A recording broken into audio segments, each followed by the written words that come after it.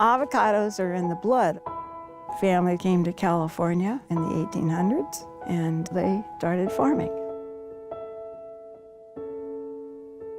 My grandpa, my dad's dad, in 1923, bought this place. He was 23 years old. Bought this ranch 10 years ago. It was a lifelong dream that became a reality. Farming is pretty new to my family. My dream was I wanted to be a farmer, and I wanted to go into agriculture.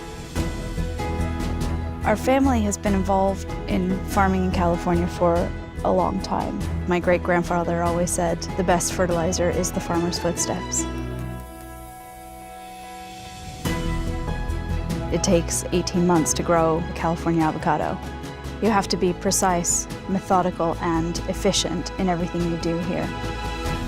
We are the local farmer, and we take pride in producing a product that we would be very happy and proud to offer to our families and to our friends. And that's the way we see all of our customers, is part of our family.